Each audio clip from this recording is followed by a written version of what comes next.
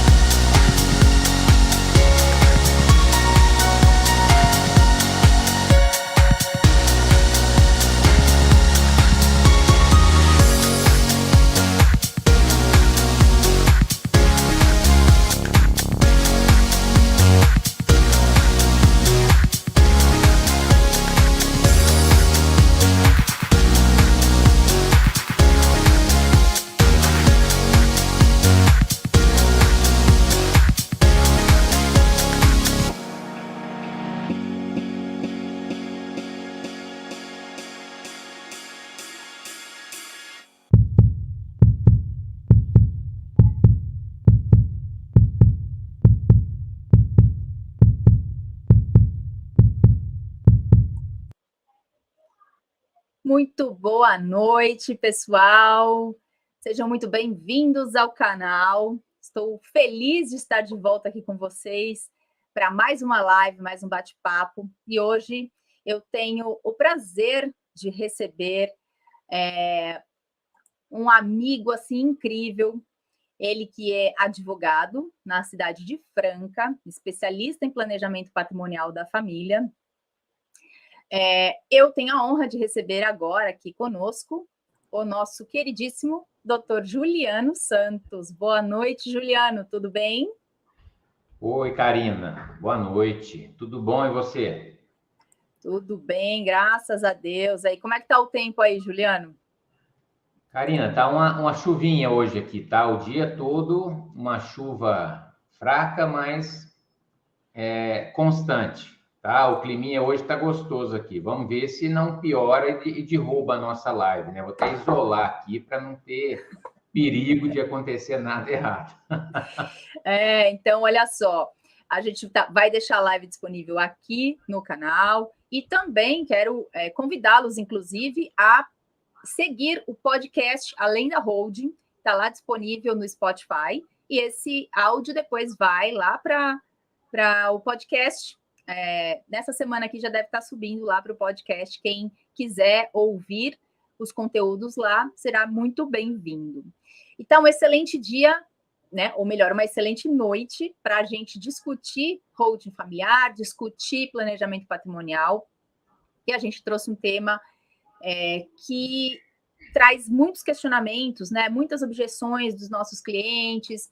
É um tema bem extenso, mas a gente tentou fazer de uma forma dinâmica, tá? Então, a gente vai falar sobre a célula operacional, sobre as locações e a compra e venda já no planejamento patrimonial, já dentro do sistema de holding, tá?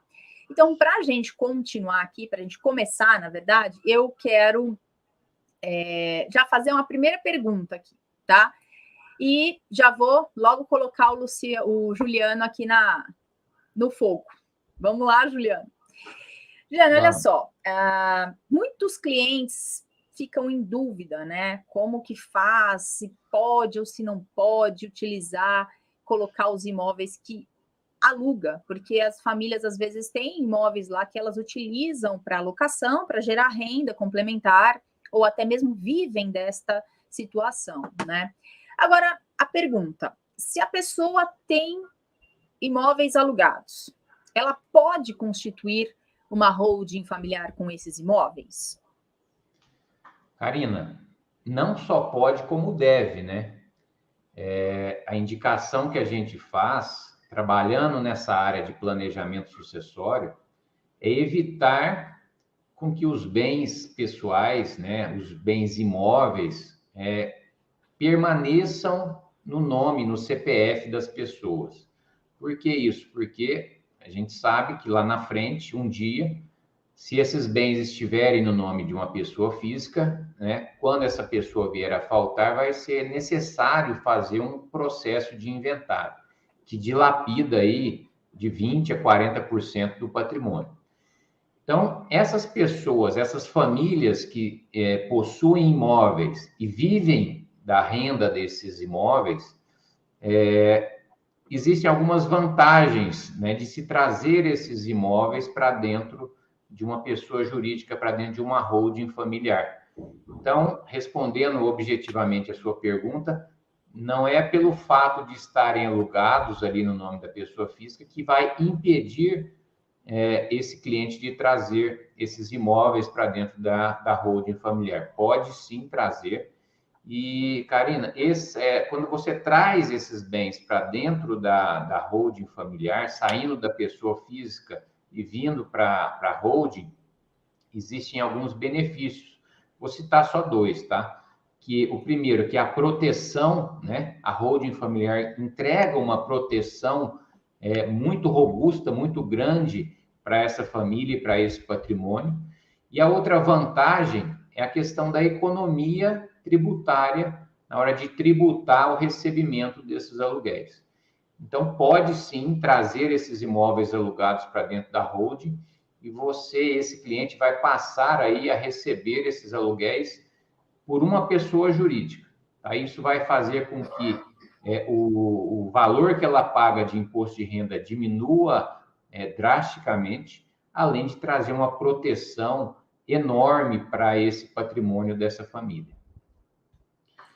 E Karina, pode falar.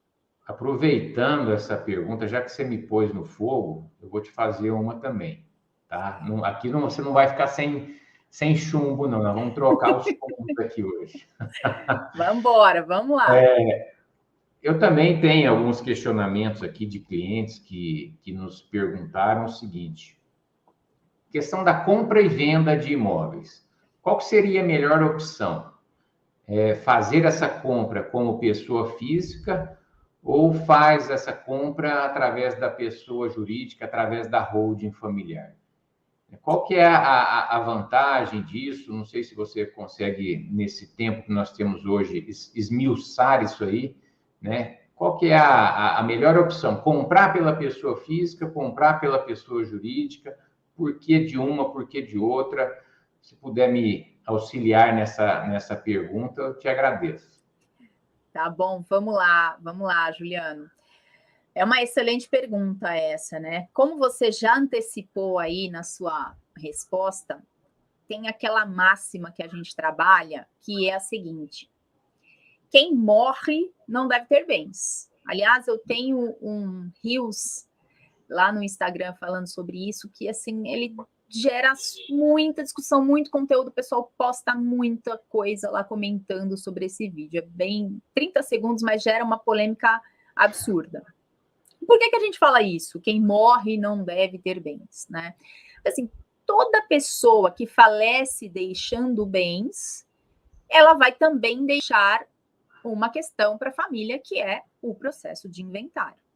Esse processo, ele pode ocorrer aí de uma forma mais simples, menos burocrática, que é o procedimento pela via extrajudicial, que a gente faz nos cartórios de notas, ou ele pode ocorrer pela via judicial, né? E o que vai diferenciar ali, basicamente, se pode ou não acontecer pela via extrajudicial é se você possui menores, então, a partir do momento que você faleceu deixando herdeiros menores, necessariamente a gente tem que fazer o inventário pelo procedimento judicial.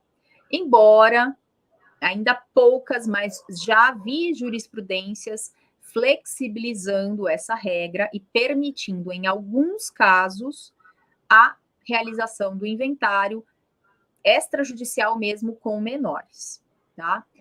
E outra questão que é necessária também, se você tiver briga ali, se a partilha do patrimônio não estiver definida, né, se não for uma coisa amigável, também é obrigado a fazer pelo procedimento judicial, não dá para fazer no cartório, né? Sim. Então, a gente precisa observar essas duas questões. E aí, quando a gente fala de um procedimento no cartório, claro, ele é geralmente mais rápido e menos caro, mas tanto um quanto o outro, seja no cartório, seja no fórum, né, com o juiz, são procedimentos muito caros. A gente tem custas judiciais, a gente tem honorários advocatícios, a gente tem certidões 1000 que a gente precisa tirar, seja num ou no outro procedimento, e o pior de todos, que é o imposto sobre herança, o imposto da morte, né, como popularmente conhecido, mas o nome técnico é imposto sobre transmissão de bens causa-mortes, transmissão causa-mortes ou doações. Então, aí seria no evento causa-mortes, que é no falecimento. A gente tem aqui uma alíquota máxima no nosso estado, né? O Juliano é de São Paulo, de Franca, eu sou da capital de São Paulo, então no nosso estado aqui de São Paulo, nós temos uma alíquota máxima de 4% para esse ITCMD, já com uma previsão de aumento que está aí rolando na Assembleia Legislativa do Estado desde 2020, o PL 250, que se passar, já prevê um aumento de 4% para 8%, até 8%, né? Pode chegar a 8% e facilmente chegará. Acredito que vai ser algo, assim, muito fácil de se passar e de se aprovar, considerando que a alíquota máxima no país é de 8%, e a maioria dos estados brasileiros já pratica essa alíquota. A exemplo, nós temos Pernambuco, Rio de Janeiro, Bahia, Ceará, Goiás, não vou lembrar todos que aplicam essa alíquota, mas eu posso afirmar que é a maioria dos estados. Então, São Paulo está caminhando também para esse destino. Está atrasado, né? Ainda está atrasado. Já está atrasado e não tem mais condição de aumentar ICMS, que é a maior arrecadação do Estado, então eles têm que buscar outras fontes de arrecadação de tributos, e o natural é que se tribute mais a herança. E sem contar, né, Juliano, que a gente ainda tem os 2 projetos que estão no Senado para aumentar a alíquota máxima. Como eu mencionei, a alíquota máxima no país é de 8%, mas esses 2 projetos que estão tramitando lá, eles prevêem um aumento para 16% ou 20%, depende de qual projeto for aprovado, tá? Uhum. Então, se a gente for pensar nisso, aliado a todos os custos que nós já temos, advogado, outros custos em geral de cartório, de taxas, de registro de imóveis, tudo que você precisa fazer no processo de inventário, a gente pode chegar a 20% do valor do patrimônio que é gasto num processo de inventário. Então, você deixando o patrimônio, você falecendo, deixando isso daí para sua família, deixando esse inventário para sua família, é isso que você pode também deixar para eles, um custo de até 20%. E a gente fala até 20% se a família tiver dinheiro, se ela tiver liquidez para custear essas despesas todas. Porque se eventualmente essa família tiver apenas imóveis ou não tiver disponibilidade financeira, talvez ela tenha que vender algo do patrimônio, vai perder dinheiro nessa venda, e isso pode chegar até 40%. Então, se a gente for pensar em termos de planejamento sucessório, se a gente for pensar em aquisição, é muito mais vantagem você já adquirir um imóvel dentro do sistema de holding através de uma pessoa jurídica. Nós não temos diferença de custos nessa aquisição. Tanto faz você adquirir por uma PJ ou por uma pessoa física, né? Só que você já deixa a sua sucessão organizada, já com uma pessoa jurídica previamente estruturada para isso. Quando você adquirir esse imóvel pela própria pessoa jurídica, além de não correr esse risco de deixar o inventário para sua família, você já deixa as normas de sucessão previamente estabelecidas. Então, a minha opinião profissional é que vale muito mais a pena você adquirir o imóvel pela pessoa jurídica que pela pessoa física. Essa era a minha consideração. Agora, eu queria voltar ao tema de locações. Tá. Tenho mais um questionamento aqui para colocar para você. Eu quero saber se existe algum risco ou algum problema de se fazer as locações dos imóveis pela própria holding. Você falou que é mais vantagem fazer essa locação, que não tem problema nenhum, né? Que dá para se fazer se a pessoa tem imóveis alugados, mas e fazer essa locação pela própria holding? Isso pode gerar algum risco ou ter algum problema? Ótima pergunta, né, Karina? O que a gente vê na prática, né? Eu já peguei alguns casos e a gente acompanha, às vezes, muitas vezes, corrigindo alguns contratos que chegam até nós, onde alguns profissionais orientam o cliente a fazer o seguinte: não, vai lá, pega os bens que estão no seu CPF e põe dentro dessa pessoa jurídica aqui e vamos passar a alugar e comprar e fazer tudo dentro da holding, né? Então, isso eles chamam de holding. Na verdade, para mim, é mais uma administradora de bens próprios, é mais uma imobiliária. E não há nada de errado em se fazer isso, tá? Isso aí é permitido, tal. Entretanto, existe um problema, dois problemas que eu vejo quando eu analiso um contrato feito nessas situações. O primeiro problema que eu vejo é o risco que se está trazendo para dentro dessa empresa. Porque, veja bem, Karina, se você exerce uma atividade econômica, você atrai riscos, né, para esse patrimônio que está guardado ali dentro dessa holding.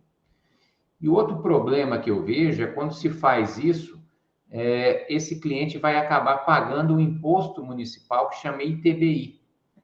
Então, não tem muita eficiência em termos de proteção e nem a questão tributária. Você está constituindo apenas uma imobiliária para administrar os seus bens próprios, mas sem nenhuma proteção desse patrimônio e sem nenhuma eficiência tributária. Você vai fazer com que o seu cliente pague imposto para constituir esse sistema.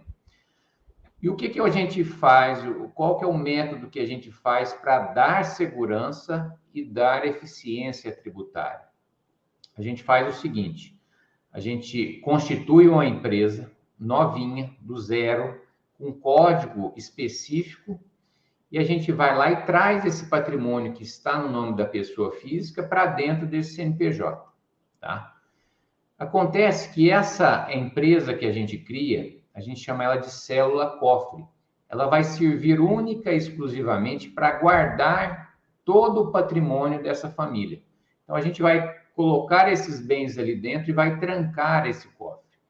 E essa empresa, esse cofre nosso, não vai exercer nenhuma atividade econômica. Por quê? Porque eu não quero atrair riscos. Imagina você com uma empresa onde você tem funcionários ou o contador às vezes esquece de lançar algum tributo, vem uma execução fiscal, alguma coisa.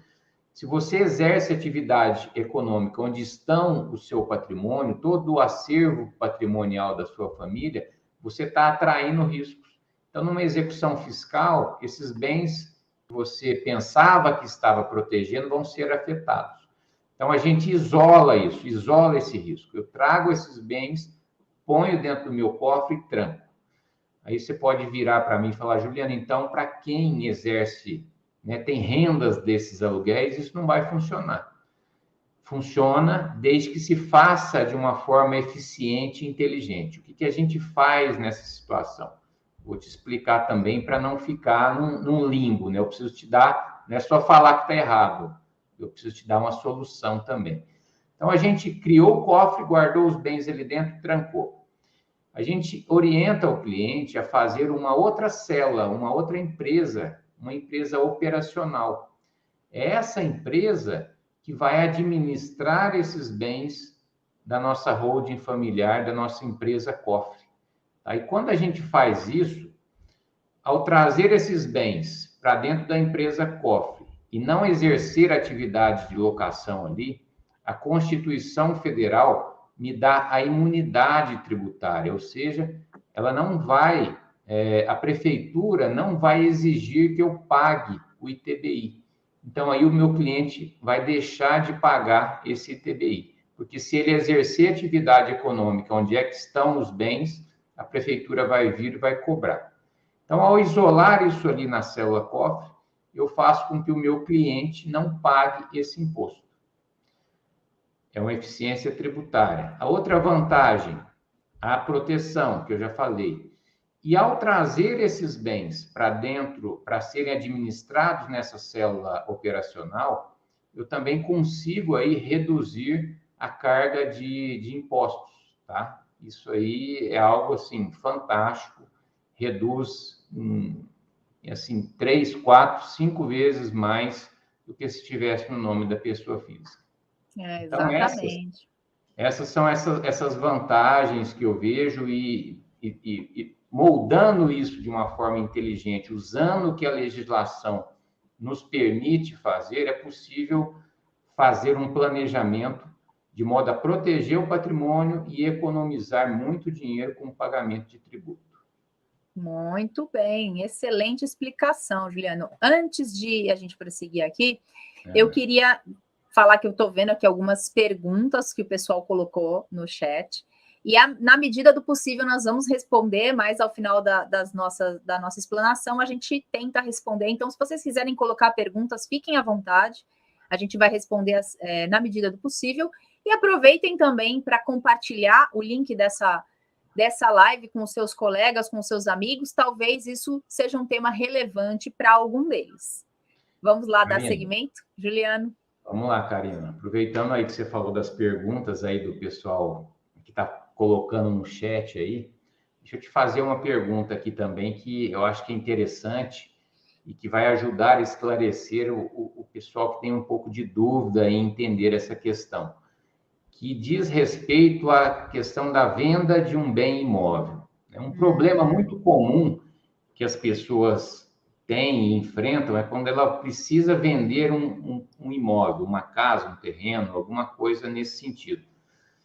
E quando você vai vender esse bem, incide um negócio chamado ganho de capital, que é a diferença entre aquele valor que ela adquiriu lá atrás e o valor vendido.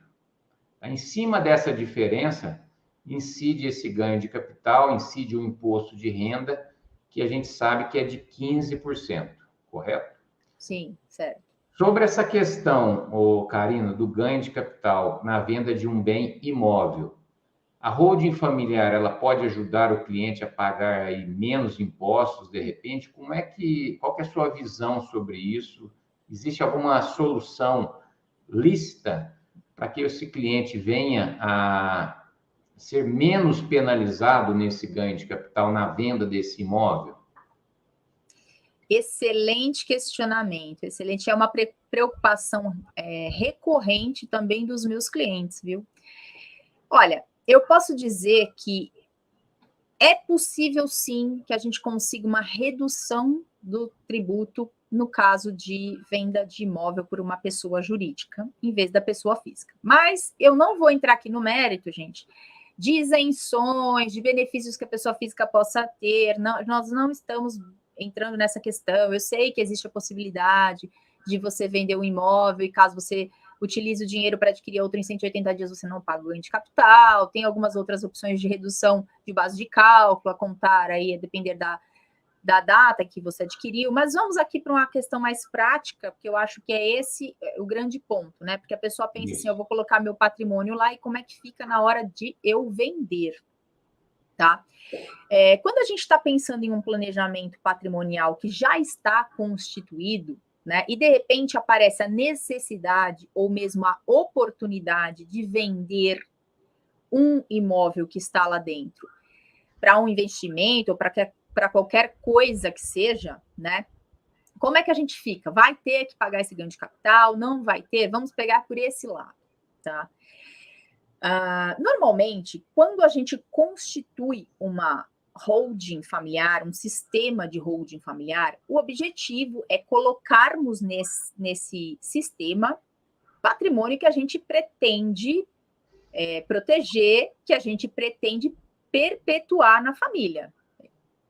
Tudo bem, se você quer exercer uma atividade de compra e venda, você vai fazer isso para uma pessoa jurídica, mas vai ser diferente e separado do seu sistema de holding familiar, que é aquele do seu cofre, como você mesmo mencionou na questão anterior. Vamos segregar o risco e separar o que vai ser atividade daquilo que vai ser perpetuado. Então, a casa onde você mora, a sua casa de lazer, seja na praia ou no campo, ou uma fazenda que você tem algum investimento, sei lá, que você vai colocar aquela terra ali para guardar, né?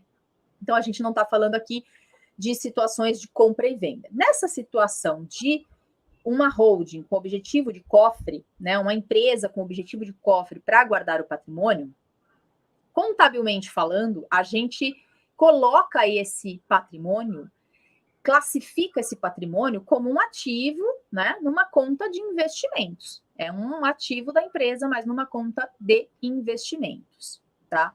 Agora, se numa situação dessa eu for vender um imóvel que está nessa conta de investimento, a pessoa jurídica, por ser pessoa jurídica, o ganho de capital é mais elevado do que na pessoa física. Então, em vez da gente pagar 15% numa pessoa física, a gente vai pagar 34%. Nossa. E aí você vai falar assim, Karina, você está ficando louca, quer que eu coloque meu patrimônio aí para eu pagar mais ainda? Mas lembre, o que eu mencionei? A gente está falando aqui de um objetivo de perpetuação. Não estamos trabalhando com hipóteses de negócios a serem realizados com compra e venda de imóveis, tá? Vai depender do objetivo dessa pessoa, né, Karina? Exatamente. Ao se constituir a holding, a gente vai perguntar, né, se a intenção dela é vender isso a curto, médio, longo, ou se não quer vender esse imóvel, né, para a gente nortear o cliente da forma como a gente vai conduzir esses imóveis deles, não é isso? Exatamente, até por isso que quando a gente faz a sessão de viabilidade, quando a gente faz a elaboração do croquis, a gente sempre pondera todas essas situações. Porque se a pessoa tem o objetivo de vender em breve aquele imóvel, então primeiro ela vende, depois ela transfere o capital para a empresa poder adquirir outros imóveis ou mesmo investir em outros ativos, tá? Mas vamos pensar na situação de precisar vender ou de surgir uma oportunidade aí. Ela não queria vender, mas surgiu um negocião assim que não dá para não pegar.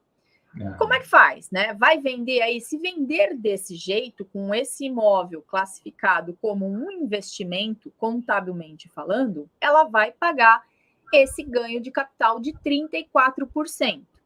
Só que existe uma possibilidade da gente conseguir vender esse imóvel com uma alíquota muito reduzida, tá? A gente consegue reduzir para em torno de 6,75. Vamos arredondar aí para 7, tá? Só que aí tem uma grande questão. A gente não vai pagar essa alíquota sobre o valor da diferença do ganho de capital. A gente não vai pagar sobre o valor do ganho de capital. A gente vai pagar sobre o valor total da venda, tá? Como vai funcionar isso? Como que eu consigo fazer isso? Eu vou ter que fazer uma reclassificação contábil desse bem, desse patrimônio. Ele está na minha contabilidade como um investimento, ele vai ter que sair dessa classificação e ele vai ter que entrar na minha contabilidade como estoque. Isso. Estoque, assim como a gente tem estoque de mercadorias em supermercado, em qualquer coisa. Tá? Eu até trouxe aqui um exemplo para vocês entenderem os valores. Vamos pensar na seguinte situação. Se a gente tiver uma pessoa física que adquiriu um imóvel por 100 mil reais e esse imóvel vai ser vendido por 1 milhão de reais. Tá? A base de cálculo para o imposto de renda, ou seja, o ganho de capital que essa pessoa teve, foi de 900 mil. 1 milhão menos os 100 mil que ela adquiriu, dá 900 mil. Não estou entrando aqui no mérito de todos os descontos também, tá? A gente tem descontos de taxa de corretagem, algumas outras coisas, mas vamos simplificar só para a gente pegar a ideia do negócio. Então, a gente tem lá 900 mil reais de base de cálculo para o imposto de renda. A alíquota de 15%, a pessoa teria que pagar 135 mil reais de imposto de renda nessa operação, tá? E se fosse uma pessoa jurídica vendendo um imóvel, nesse mesmo exemplo, só que esse imóvel classificado como um investimento. Então, nós teríamos também, por exemplo, essa empresa adquiriu o imóvel por 100 mil reais, vendeu por 1 milhão, a base de cálculo é 900 mil. Sobre esses 900 mil, nós vamos aplicar a alíquota de 34%, que aí vai dar 306 mil reais. Um absurdo, Inviável. né? Inviável completamente. Porém, se esse imóvel estiver classificado como estoque, aí a gente vai ter uma diferença. A gente não vai pagar ganho de capital. A gente não vai pagar imposto de renda sobre ganho de capital. O que a gente vai pagar? Imposto de renda da pessoa jurídica, contribuição social, PIS e COFINS.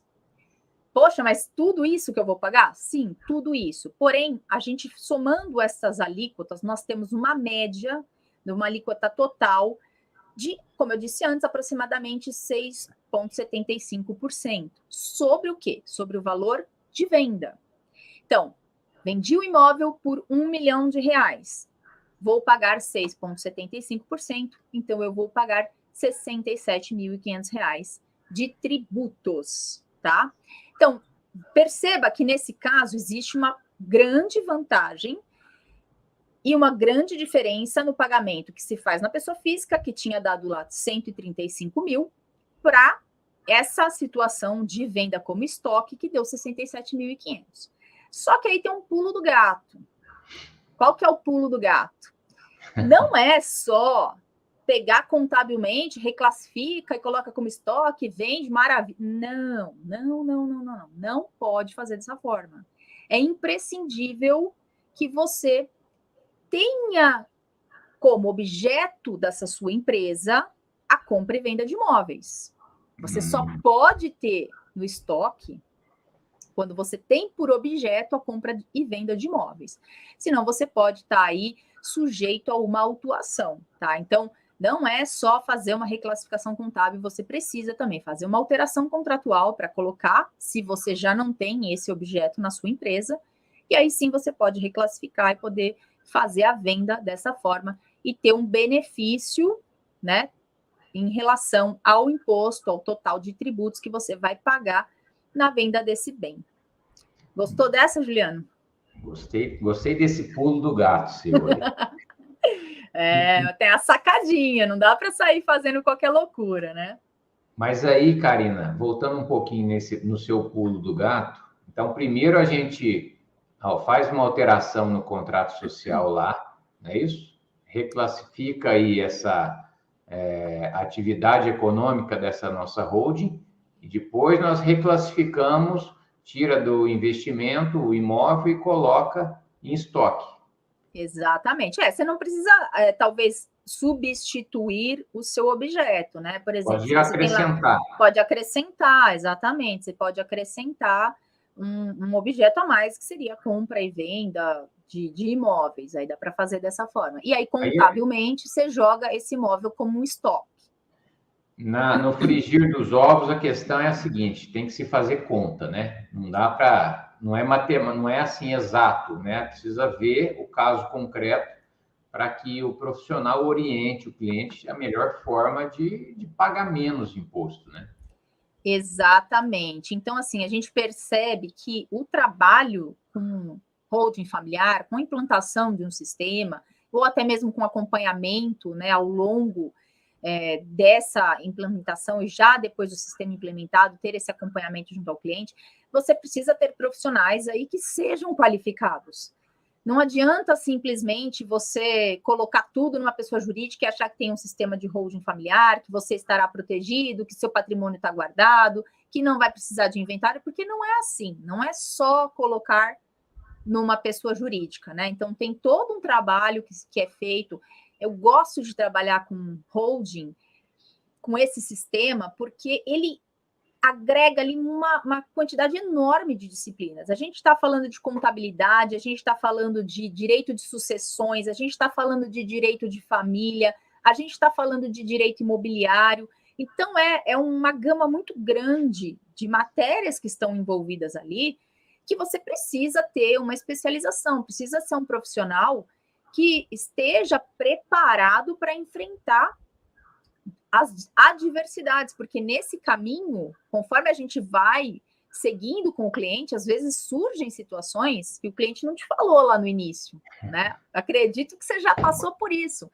O cliente fala, então vamos fazer a minha hold, você começa a fazer, começa a levantar, e no meio do caminho ele levanta, então, doutora, tem aquela situação que eu acabei não falando, e aí você precisa desenrolar e talvez você vá precisar de um desses conhecimentos tributário, contábil, de família, de contratos, de societário, de empresarial. Assim, algo muito completo, né? Muito completo. Tem que ter uma visão global de todas essas nossas matérias do direito, para quê? Justamente para trazer essa segurança, né? Essa tranquilidade que o cliente precisa, porque você está mexendo com uma vida inteira, né, de uma pessoa.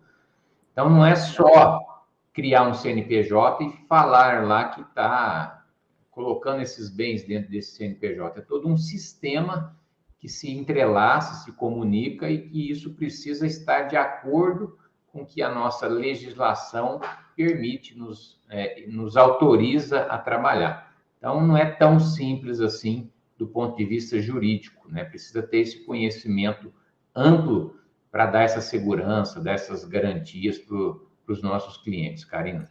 Exatamente. Juliano, antes de eu te fazer uma pergunta, deixa só eu tentar responder aqui rapidinho o Adriano, porque tem a ver com essa questão do estoque. Ele perguntou, por que você já não coloca logo no início esse imóvel classificado como estoque?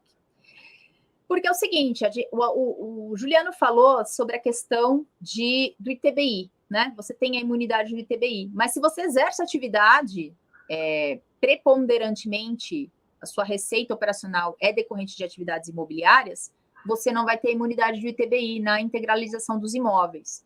E se você tem como objeto compra e vendas, pressupõe que você vai exercer essa atividade. Então, é por isso que a gente não faz isso desde o início, tá? E é também por isso que a gente já fala para o cliente, se você tem intenção de vender algo, já nem coloca na holding, faz a sua venda na pessoa física e depois você ou adquire outro imóvel ou coloca o dinheiro, aí a gente avalia caso a caso. Mas eu quero te fazer mais uma pergunta, Juliano. Tá. Olha só. Quando a gente fala da questão tributária, né? Vamos voltar aqui à questão de locação, e eu quero saber o seguinte: transferir a locação de uma pessoa física para pessoa jurídica. Eu, Karina, tenho o meu imóvel, está alugado no meu nome. E por que eu deveria transferir a locação do meu nome para o nome de uma pessoa jurídica, para a minha pessoa jurídica? Tributariamente falando, existe alguma vantagem? E se existe, que vantagem é essa? Karina, a grande vantagem disso aí, a cereja do bolo desse sistema de holding familiar que a gente trabalha, é a economia tributária.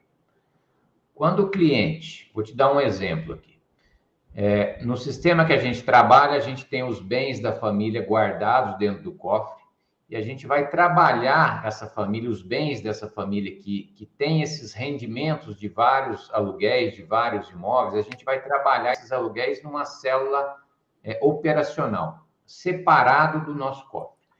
Então, vou te dar um exemplo aqui para você entender aí a economia tributária que o cliente leva ao se adotar esses mecanismos de eficiência tributária.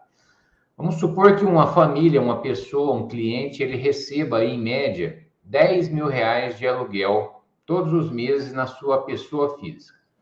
Se esse cliente declara isso para o fisco vai taxar ele aí de imposto de renda numa alíquota de 27,5%. Todo mês ele vai pagar 27,5% de imposto de renda sobre esses R$ 10.000 que ele recebeu de aluguel. Então, esse nosso cliente, ele não vai receber os 10 mil, né? Porque 2.750 vai para o fisco, quase 30% vai para o leão. Então, esse cliente, no bolso dele líquido, vai dar aí 7.250 todo mês. Se você multiplicar 7.250, aliás, 2.750, que é o imposto de renda, por 12 meses, durante um ano, no final de um exercício, esse cliente pagou para o fisco R$ 33.000 de imposto de renda. Isso ele Pesado, recebe. né? É muito, não é? É quase um carro aí, metade de um carro popular, vamos dizer. E aí, Karina, quando a gente elabora esse sistema e começa a trabalhar essas locações numa célula operacional, a gente consegue reduzir esse imposto a partir de 6%. É possível que esse cliente, ao invés dele pagar 27,5%, ele passe a recolher de imposto 6%. Então, em cima dos 10 mil, ele vai pagar aí todo mês R$ 600 de imposto. É uma diferença gigante. Dá R$ 2.150 por mês de economia em termos de tributos. Que ao longo aí de 12 meses, esse cliente vai economizar aí R$ 25.800, Karina. Então, assim, essa eficiência tributária, isso que a gente trabalha, é o que a lei disponibiliza para a gente fazer, mas que é uma informação que às vezes não está ao alcance de todo mundo. Precisa estudar muito, a gente debate muito isso, né, Karina, nos nossos encontros, no nosso time Holding Brasil. Exatamente. E isso a gente acaba agregando, né, essas informações, levando essa vantagem para os nossos clientes ao se adotar esses mecanismos aí de holding familiar com eficiência tributária, muito estudo, muito conhecimento, para que ele pague menos imposto dentro do que a lei autoriza a gente a fazer. Tá? Então, essa é, para mim, a cereja do bolo quando esses clientes vivem, né, de renda de aluguel de imóveis. Essa eficiência tributária é fantástica. Exatamente, maravilha. Gostou dessa, Karina? Gostei muito, gostei muito. Eu quero saber se o pessoal está gostando da live, se estão gostando das questões aqui que a gente está trazendo. Não esqueçam de clicar aí, deixar um like na live, compartilhem, deixem seus comentários aí, podem deixar as perguntas, que a gente vai tentar responder à medida do possível. Karina, você é minha amiga, mas eu quero te fazer mais uma pergunta. Posso? Pode, claro. Pode ir Mas lá, é uma pergunta que, para o seu nível de conhecimento e estudo, você vai tirar de letra, isso eu tenho certeza. Será? Tomara, né? Não vai me pôr em rosco, hein? Não, lógico que não. Você sabe que não. Karina, quando eu vou trazer um imóvel, né, que está no meu CPF, da pessoa física, para dentro da holding familiar, esse mecanismo de fazer isso tem uma natureza de compra e venda, certo? Sim. E nós sabemos, quando se faz uma compra e venda de um imóvel, existe a tributação por um imposto chamado ITBI, que é Imposto de Transmissão de Bens Imóveis, é um imposto municipal, cuja alíquota vai variar de 2% a 5%. E aí, para trazer esse imóvel para dentro da holding, tem alguma alternativa legal para evitar pagar esse imposto de transmissão de bens imóveis? Me explica como é que funciona isso. Qual que é a exceção? Se é legal fazer isso? Se é algum jeitinho, alguma manobra para a gente ajudar os nossos ouvintes aqui, os nossos telespectadores aqui, vamos dizer assim, a economizar mais ainda em termos de imposto? Vamos lá, vamos lá. Mas antes, eu queria te perguntar uma coisa. 5%, você já viu algum município cobrar isso tudo de TBI? Não, é assim, o limite é 5, né? Na média, pelo que eu Eu ainda vejo, não vi. na média aí vai de 2% a 3%. Mas Né? o limite, o mínimo é 2% e o máximo é 5%, né? Mas É, tratando-se de Brasil, tratando-se dessa vontade avassaladora dos estados, municípios e União de arrecadar, não é de se estranhar, não. A gente até precisaria fazer um estudo sobre isso, né? Porque não é impossível, né? Se está na lei, o município pode cobrar. Agora, eu não sei te falar se algum município está praticando essa lei. eu Na pensei que você já prática, vai tinha de 2 visto. a 3. Eu pensei que você já tinha pego algum aí na prática com esse. E eu falo, nossa, me fala qual que é para eu passar bem longe dele. 5% é demais. Tá mais do que a alíquota de TCMD do estado de São Paulo, né? É verdade. Bom, vamos lá. Vamos tentar aqui esclarecer essa questão, né? Como você mencionou, o ITBI, ele incide na transmissão de bens imóveis. Então, é muito importante. Primeira coisa, que muita gente confunde isso. Só quando a gente fala de bens imóveis. Eu já ouvi muita gente perguntar, mas e se eu fizer doação de cotas, vai ter ITBI? Mas e se eu doar um carro, vai ter ITBI? Não. Se eu doar, não. Se eu fizer uma transferência de carro, vai ter o ITBI? Não, não tem ITBI. ITBI é para bens imóveis, tá? E ele prescinde de uma operação onerosa, por isso que a gente fala que ele tem uma natureza de compra e venda. Então, tem que ser uma operação onerosa, né? Tem que ter uma troca em dinheiro, uma vantagem econômica, ou pode ser uma troca entre bens, né? Você me dá um imóvel, vamos trocar de imóvel, mas tem que ter uma onerosidade, porque se for gratuito, aí a gente está falando de TCMD. A primeira coisa é essa. Quando a gente fala de constituir sistema de holding, uma das coisas que a gente utiliza é justamente colocar os nossos imóveis nessa holding para a gente gerar proteção, para a gente evitar inventário, tudo aquilo que falamos até agora. E aí a gente tem o artigo 156 da Constituição Federal, que ele trata dos impostos de competência dos municípios. Então, a gente tem lá falando sobre o ITBI e a gente tem também falando sobre o ISS, que são os tributos, né, os impostos de competência do município. Especificamente sobre o ITBI, a Constituição Federal, ela traz, no parágrafo 2º, inciso 1º dessa Constituição, ela traz um texto muito bacana, que diz especificamente, quando você utiliza um imóvel para integralizar ou para realizar capital social de uma pessoa jurídica, o tributo não pode ser cobrado. Então, o ITBI não pode ser cobrado. O que é integralizar? O que é realizar? Quando a gente constitui uma empresa, a gente vai subscrever um capital. O que é isso? É dizer quanto a gente vai colocar de capital social. Então, eu vou colocar no meu contrato e dizer o seguinte: a minha empresa vai ter um capital social de 10 mil reais. Enquanto eu só coloquei isso no papel, eu só subscrevi. A integralização é o efetivo pagamento desse capital. Esse pagamento pode acontecer ou em dinheiro, né? Vou e coloco no caixa da empresa. Ou eu abro uma conta corrente em nome daquela pessoa jurídica e deposito aquele dinheiro lá. Integralizei. Efetivamente, eu cumpri aquilo que estava no meu contrato. Mas ele também pode ser integralizado com qualquer bem, qualquer patrimônio que tenha que seja capaz de ser avaliado economicamente. Então, pode ser com obras de arte, pode ser com carro, pode ser com imóveis, pode ser com joias, qualquer coisa. Com cotas de outra empresa. Com cotas de outra empresa, exatamente, tá? Quando você utiliza imóveis, a Constituição fala, olha, você não vai precisar pagar o ITBI.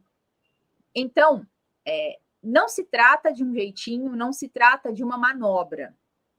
Essa é uma possibilidade real de não pagamento de ITBI para essa operação de passar o imóvel para dentro da empresa, de passar o imóvel para dentro da sua holding, tá? Então, você vai conseguir essa imunidade. Existem... Só que aí, como a gente mencionou lá nas primeiras perguntas, falando sobre locação e atividades imobiliárias, o grande pulo do gato aqui também, ou a cereja do bolo, como o Juliano prefere falar, é o seguinte, gente, vocês têm que estar atentos para a questão da atividade preponderante da empresa, tá? Se você tem uma atividade preponderante dessa empresa, como locação, compra e venda, ou arrendamento de imóveis, se essa receita ela for mais que 50% do total da receita da sua pessoa jurídica, então você não vai estar acobertado por essa imunidade. Isso também está previsto na Constituição Federal. Então, eu vou dar um exemplo aqui. Eu vou abrir uma padaria. Vou abrir uma padaria e eu vou colocar um imóvel nessa padaria que vai ser a sede da padaria. Tá? Essa padaria, ela obviamente tem receita, mas ela não tem a receita oriunda de atividades imobiliárias. Então, eu vou conseguir a imunidade desse imóvel que eu coloquei na pessoa jurídica para integralizar o capital e servir ali de sede para essa empresa, para essa padaria. Agora, vamos pensar numa outra situação. Eu tenho a padaria e eu também tenho, né, eu tenho uma única empresa que tem vários objetos sociais. Ela é padaria e ela é administradora de bens. Tá, gente? Uma coisa bem hipotética aqui, tá? E a receita oriunda da alocação e compra e venda desses bens da administração, ela é superior à receita da padaria. Então, quando eu utilizo um imóvel para integralizar o capital aí, nessa empresa, eu não vou conseguir a imunidade, porque mais que 50% da minha receita operacional total advém do imóvel que eu estou transferindo para lá, advém de atividades imobiliárias, não necessariamente desse imóvel que a gente está integralizando, tá? Pode ser de outros imóveis, porque eu posso ter só uma administradora de bens, né? Entendi. Então, se eu coloco um imóvel ali numa empresa que já exerce atividade imobiliária, locação, compra, venda, arrendamento, aí eu não vou conseguir a imunidade de acordo com o que está previsto na Constituição. Karina, deixa eu só complementar um negocinho aqui.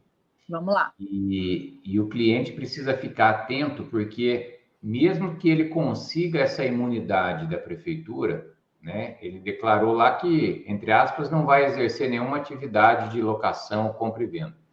O município vai dar a certidão, né, de imunidade para ele ir lá no cartório e não precisar pagar esse imposto. No entanto, a prefeitura vai fiscalizar esse cliente pelos próximos 3 anos.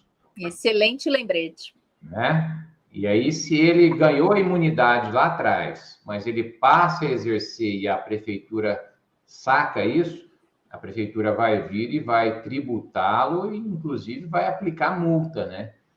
Então, isso precisa deixar claro e o cliente precisa entender isso para que a gente, para que o cliente não venha ter esse ônus, né? Exatamente, muito bem lembrado isso. A gente, na verdade, tem mais uma coisa aqui, agora eu vou complementar o seu complemento. Tá. Quando a gente está constituindo a empresa, né, aí a gente tem sim essa questão dos 3 anos, porque você não tem como pegar período anterior. Mas se é uma empresa, por exemplo, que já está ativa, vamos voltar no exemplo da padaria. A padaria já existe há 10 anos. E eu resolvi integralizar um imóvel lá. Vou aumentar o capital da minha padaria e vou utilizar um imóvel para aumentar esse capital. Então, o que a prefeitura vai fazer? Ela vai avaliar, a partir do momento que eu fiz essa integralização, ela vai avaliar a minha atividade de 2 anos para trás dessa Constituição e de 2 anos para frente. Então, também tem essa ponderação que deve ser feita, que o cliente deve estar atento a isso. Se você utilizar o imóvel numa empresa que já existe, integralizar o capital ali numa empresa que já existe, vão ser observados 2 anos para trás, 2 anos para frente, toda a atividade para ver se houve preponderância de atividades imobiliárias nessa empresa aí para cobrar. Qual que seria o rendimento preponderante, né? Se é do exercício do faturamento da padaria ou se é, de repente, o aluguel desse imóvel que foi integralizado ali, né? Então, ele vai analisar essa questão. Exatamente isso. Bom, será que dá tempo da gente responder aí algumas perguntinhas? O que é que você acha?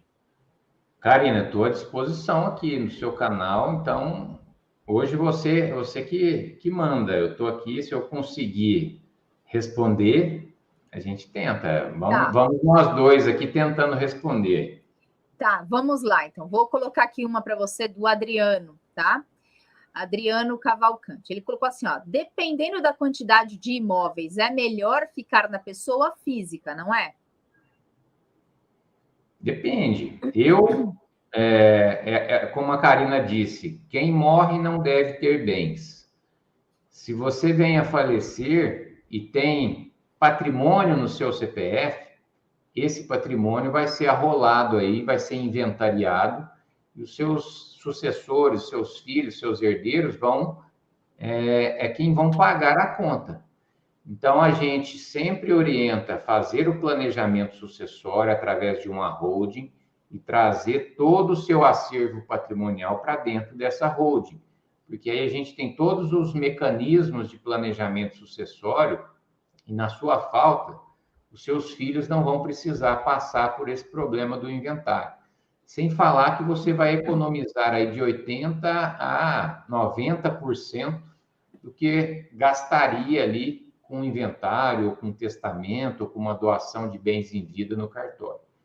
Então, assim, eu não vejo essa possibilidade de deixar nada no CPF da pessoa, porque isso vai gerar um problema para os seus herdeiros lá na frente. Se tem como você evitar isso em vida, fazendo esse planejamento sucessório, que você economiza muito dinheiro e organiza todo o seu patrimônio, não deixa problemas para eles lá na frente, para que você vai deixar isso no seu CPF?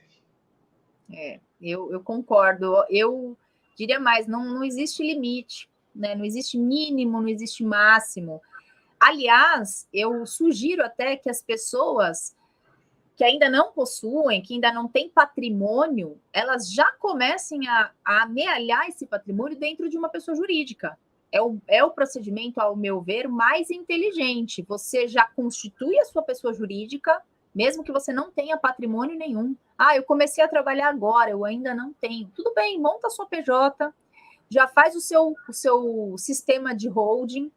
Lógico, você não vai precisar, neste momento, fazer um procedimento sucessório de doações e tudo mais, está começando a sua vida, mas a partir do momento que você for juntando o seu dinheiro, você já vai colocando ele na empresa, para a empresa adquirir esse patrimônio, e aí sim, você pode ir organizando sucessoriamente, deixando para pais, ou depois para os filhos, ou vai mudando conforme você vai mudando aí o seu status, né? Se você casar, se você tiver filhos. É uma barreira também, Karina, que o pessoal, uma dúvida, né? Que às vezes eles acham que esse sistema de holding, ele é só para quem tem muitos bens, muito patrimônio, e na verdade a gente sabe que não. Que a partir de um imóvel, você tendo um bem imóvel, você tendo algum patrimônio e tendo herdeiros, né, para quem deixar esse patrimônio, já é aconselhável fazer um sistema desse. E ele é muito barato e assim, a pessoa consegue implementar isso com o que ele ganha por mês, não precisa vender nada, não precisa se endividar para fazer isso. É planejamento. Você planeja, os profissionais que atuam com isso também planejam a questão do pagamento, de modo a você organizar tudo isso sem se descapitalizar e tudo mais. Então, não é só para bilionários, para milionários. Você que tem aí pelo menos um bem imóvel e tem herdeiros, para quem deixar isso aí, já vale a pena você começar a pensar, né, como organizar tudo isso e evitar o problema de um inventário lá na frente. Exatamente. Eu vou até encaixar aqui já nessa pergunta, a pergunta de Nelce Ica. Não sei se é ele ou ela, mas vamos lá. Doação de um único imóvel para um único filho. Recomenda fazer uma holding? Sim, recomendamos. Recomendamos fazer a holding. E por que recomendamos fazer a holding? Ah, mas só tem um filho, não vai ter briga quando eu morrer, porque vai tudo para ele. Não vai ter briga, mas vai ter inventário. Se você fizer uma doação, você não vai ter benefício tributário nenhum.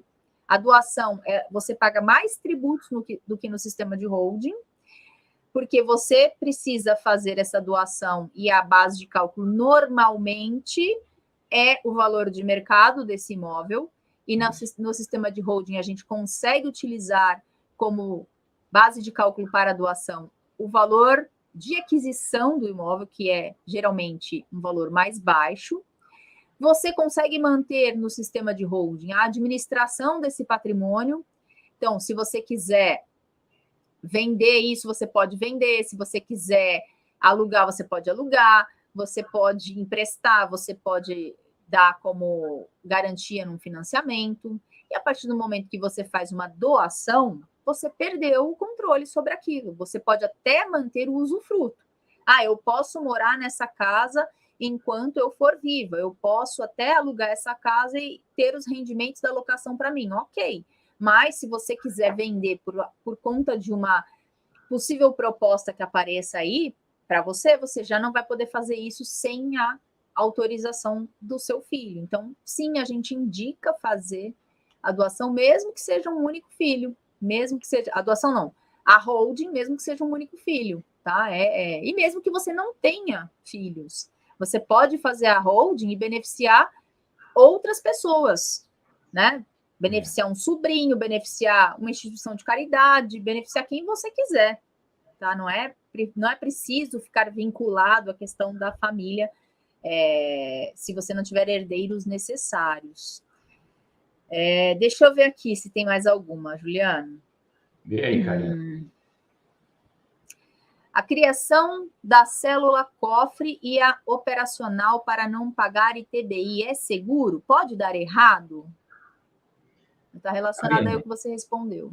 Eu não vejo... Tudo que a gente trabalha, a gente procura dar 110% de segurança, né, para os clientes. Tudo que a gente faz aqui e fala nesses vídeos, a gente faz com base no que a lei nos autoriza a fazer.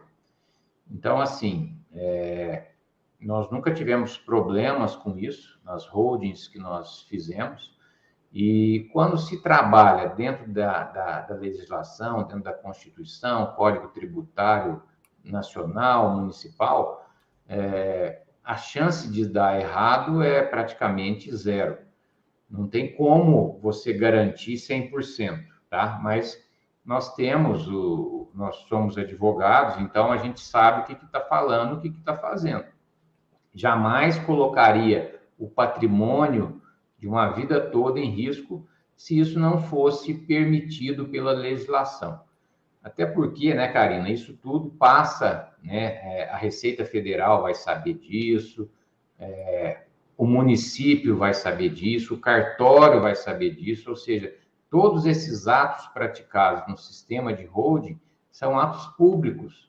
Então, se tiver algum entrave nisso aí, o próprio ente já barra antes de avançar. Então, assim, é bastante seguro, não vejo problema nenhum, nós nunca tivemos problema, e a legislação está aí para nos proteger. Então, a gente trabalha em cima do que a lei autoriza a gente trabalhar. É isso aí, exatamente. Tem uma outra questão aqui do Wilson, já direcionada para a questão de célula operacional, né, para alocação. Ele está perguntando qual é o melhor KNAI para alugar, vender imóvel próprio, e está perguntando qual é a sistemática para enquadrar essa célula operacional no lucro presumido. Wilson, eu vou te confessar que eu não lembro os KNAIs de cabeça, tá? Mas é muito simples, você pode entrar aí no site do IBGE e procurar lá um KNAI que mais se adeque, tá? Mas mesmo que você não tenha um KNAI específico, você tem que procurar algum que chegue mais próximo daquele objeto que você está descrevendo. E a sistemática para enquadrar essa operacional no lucro presumido, na verdade, vai muito do qual é o objeto que você vai colocar e se ela vai ou não poder. Se você pode optar pelo simples ou pelo presumido, aí você vai precisar verificar a atividade, verificar cálculos mesmo para ver o que vale mais a pena, tá? No lucro presumido, a gente pode dizer que o tributo ficaria em torno de 12 a 15, de 12 a 15, arredondando, né? Vamos arredondar assim, de 12 a 15%. E o exemplo que o Juliano colocou aqui não sei porque eu estou encasquetada com esse nome, mas o exemplo que o Juliano colocou aqui foi do Simples Nacional, né? Uma alíquota mais baixa de 6%, mas aí a gente também precisa avaliar vários fatores na hora que a gente vai constituir essa empresa, né, Juliano? O KNAI, só para complementar aí para o Wilson, o KNAI desse exemplo que eu dei, que é perfeitamente possível de se utilizar, é de administradora de bens de terceiro. Aí, tá Não vendo? é próprio, porque nós estamos administrando o bem de um terceiro que é da cofre. Então, são coisas distintas, né? Personalidades jurídicas diferentes uma da outra. Por isso que é possível incluir essa operacional no Simples Nacional, ao invés de usar ali a alíquota de 11,33 do lucro presumido. Mas aí vai depender também do volume de aluguel que essa pessoa, essa família recebe, tá? Então, tudo precisa ser analisado. Eu dei um exemplo de um valor mensal de R$10 mil. Tá, legal. Tem mais uma aqui que essa é boa. Essa é boa. Estou terminando o inventário da minha mãe, disse a Kátia Ferreira. Posso colocar o imóvel direto para a holding? Ou eu preciso passar o imóvel para o meu nome e depois colocar na holding? Essa é boa, hein? Essa é boa. Eu entendo que você vai precisar passar para o seu nome primeiro, né? Porque lá no inventário, o beneficiário ali, o herdeiro é você. Então, você vai pegar o formal de partilha, depois de terminar isso, vai levar ao cartório de registro de imóveis, vai registrar em seu nome. Aí você vai constituir a empresa, vai requerer essa imunidade do ITBI, e aí você não vai pagar o imposto para transferir esse imóvel para dentro da empresa cofre. E outra vantagem, né, até precisa, nesse inventário, vou dar uma dica, o pulo do gato para ela aí, poder pagar menos imposto também, Karina. A gente às vezes esquece, né? As pessoas às vezes esquecem, quando a pessoa falece, ela tem que fazer a declaração final do espólio. E ao se fazer essa declaração final do espólio, você precisa declarar o valor que está no imposto de renda para bater com o valor que vai estar no imposto de renda de quem está recebendo essa herança. E esse sistema de holding que a gente trabalha, para nós, a gente pode trazer esses bens para dentro da empresa pelo valor histórico do imposto de renda. Isso vai nos beneficiar, porque a base de cálculo para incidir o imposto da herança, ela vai reduzir violentamente. Porque imagina um imóvel lá no imposto de renda, sei lá, a R$100 mil. Só que o valor de mercado dele é R$1 milhão. Então, a base de cálculo aí vai diminuir. Então, é importante ficar atento nessa questão do imposto de renda do espólio, fazer essa declaração do imposto de renda, declarando que está, né, passando isso pelo valor histórico, mantendo aquele valor baixo que estava na declaração da pessoa que faleceu. Isso vai ajudar muito tributariamente nesse nosso trabalho também. Excelente dica essa. E o que a gente pode colocar é o seguinte: para você poder fazer essa integralização de imóvel, você precisa ter um título, né? Você precisa fazer isso através de um título. Qual é o título que você tem? Você vai ter o seu contrato social, né? Que você vai constituir lá, mas você vai precisar comprovar a propriedade disso. Você só pode colocar na holding o que você é proprietário, né? Como integralização de capital, que fica bem claro. Se você não é o proprietário, e digamos, vamos lembrar aqui, proprietário é só aquele que consta na matrícula do imóvel, né?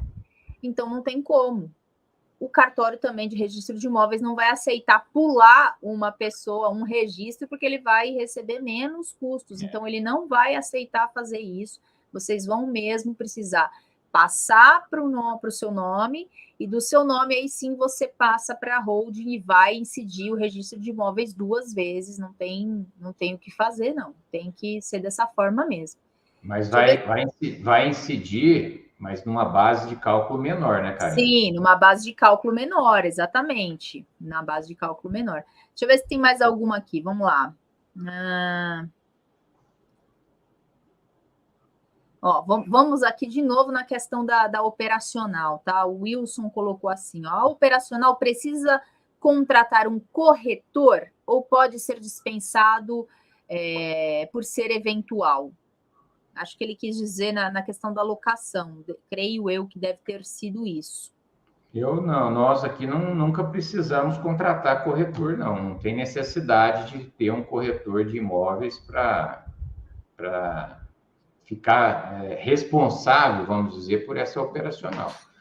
Isso aí eu desconheço. Alguns já levantaram essa questão, mas na prática nós nunca precisamos de ter um corretor vinculado a isso para poder funcionar essa célula operacional. É desnecessário. Desde que você não coloque como um objeto dessa operacional uma atividade privativa, né, de um corretor que precise do Cresce, não tem problema nenhum, também vejo dessa forma. O Marcelo Morgado perguntou, se a prefeitura for até o imóvel que está na holding e verificar que esse imóvel está alugado, tem algum problema? Eu vejo que não, né? Porque a gente vai ter um contrato onde a gente vai deixar claro que quem está fazendo essa locação não é a holding, quem está fazendo essa locação é a pessoa física, por exemplo, ou é a própria pessoa jurídica operacional. Tudo isso tem que ser documentado, gente. Não é pegar o conteúdo que a gente colocou aqui e sair fazendo só a prática. Então, tá bom, Não, tem que ter o contrato, tem que ter esse depósito do aluguel na conta da pessoa certa. Então, quer dizer, não adianta nada você fazer toda uma estrutura e abrir uma conta em nome da holding e depositar o dinheiro do aluguel na conta da holding. Não vai funcionar. Né? Então, a gente tem que ter esses cuidados. E se você tiver um contrato entre a holding e uma terceira pessoa, que pode ser tanto o próprio sócio, o próprio patriarca, como uma célula operacional, aí depende tributariamente falando de qual vai ser a estratégia, você pode fazer, a terceira pessoa pode fazer a locação de imóveis de terceiro em nome próprio. Então, vai ser ela alugando um imóvel de terceiro e recebendo os frutos desse imóvel, tá? Existe essa possibilidade, não tem problema nenhum. Até porque, Karina, a lei do inquilinato não exige que a pessoa que vai alugar seja o proprietário daquele imóvel. Eu posso pegar a minha casa, entregar a chave para você e te autorizar a usar essa casa, alugar ela, receber isso aí, e fica para você. Então, não existe uma vedação, uma proibição ou uma estipulação na lei do inquilinato dizendo que só quem pode alugar o imóvel é quem é o proprietário, quem é o dono. Terceiras pessoas podem muito bem alugar esses imóveis em nome dela e receber esses aluguéis. Então, também não exatamente. Desde que bem estruturado e acobertado por contrato, documentado, tudo certinho, não vejo problema, não. Bom, vamos ver se tem mais alguma coisa aqui para a gente poder encerrar. Deixa eu ver aqui.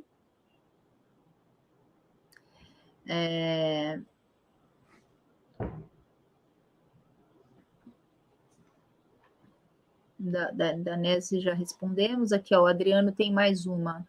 Eu tenho um cliente que tem 2 filhos. Um deles tem problemas judiciais que pode ter os bens bloqueados. Pode passar direto para os netos? Olha só, essa é a pergunta capciosa, né? Vamos lá.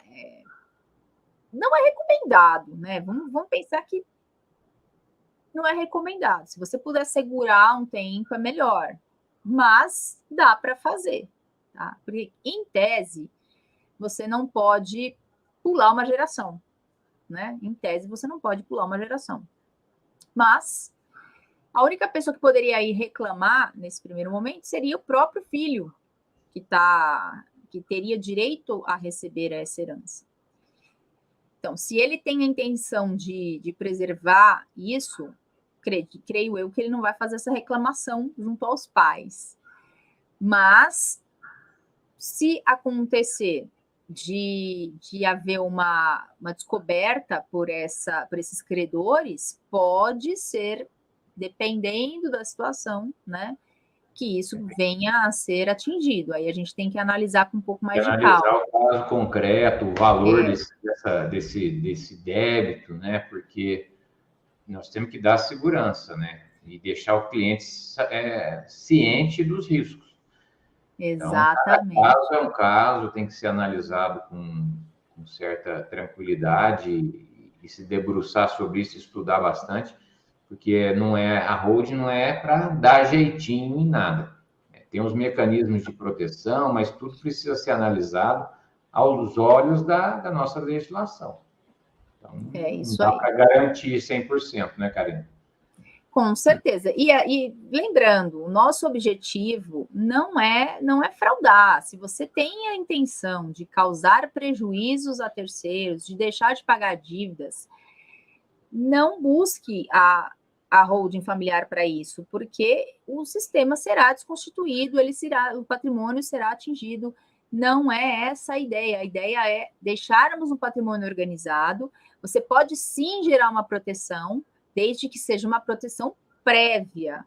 Não adianta você falar assim, eu sei que vai começar a pipocar um monte de dívida minha, então eu vou já fazer. Ou então já tem dívida e falar, agora eu vou pegar meu patrimônio e vou tentar esconder através de uma holding. Isso não vai dar certo. Uma hora isso vai acabar caindo no conhecimento de quem é o credor. Se for um advogado um pouco mais diligente, vai encontrar esse patrimônio e vai conseguir desconstituir esse sistema todo e vai atingir o seu patrimônio. A holding, ela é um objeto para planejamento patrimonial, sucessório, para gerar proteção, mas você precisa fazer isso previamente. E sem fazer já... Então, eu vou pôr meu patrimônio na holding e vou sair pegando dívida, pegando empréstimo no banco aí, não vou mais pagar, porque eu sei que não vai... Não é isso, né? Por favor. É uma coisa séria e a gente tem que utilizar de uma forma consciente. Se a gente começar... Tem que fazer uma análise de risco, né, Karina? A gente costuma fazer essa análise de risco, né? Pelo menos pesquisar nos tribunais de justiça, da Justiça do Trabalho, Justiça Comum, Justiça Federal, ver como é que está essa questão. Às vezes até tem alguma ação, alguma coisa, mas ela é pagável, vamos dizer assim. Então, analisa-se todos esses riscos, senta com o cliente, expõe isso para o cliente, e aí a gente pode prosseguir ou não. É isso aí, Juliano.